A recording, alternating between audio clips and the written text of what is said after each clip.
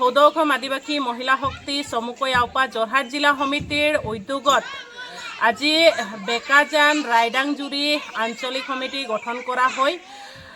নৱনিৰ্বাচিত সভানেত্ৰী মামনি ৰবি দাস, সম্পাদিকা জুলিনা চামা লগতে সমিতিৰ সকলো বিষয়ববীয়াক আওপা যোৰহাট জিলা সমিতি আৰু কেন্দ্ৰীয় সমিতিৰ তৰফৰ পৰা আন্তৰিক শুভেচ্ছা অভিনন্দন জ্ঞাপন কৰিছোঁ।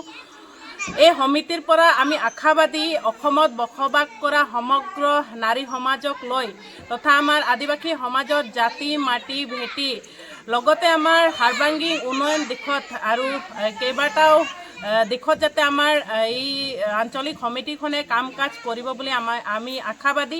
আৰু আমাৰ সমাজখনত বিভিন্ন সময়ত আমি দেখিবলৈ পাওঁ মাদক দ্ৰব্যৰ যি ৰমৰমীয়া বেহা, এই ৰমৰমীয়া বেহাটো যাতে উঘলাই পেলাব পাৰে এই নাৰী সমিতিখনে, এয়ে আশাবাদী কৰিছোঁ। আৰু নাৰী সমাজৰ যিকোনো সমস্যালৈ তেখেতসকলে যাতে মাৰ বান্ধি থিয় দি মোকাবিলা কৰিব পাৰিব, এয়ে আশা ৰাখিছোঁ।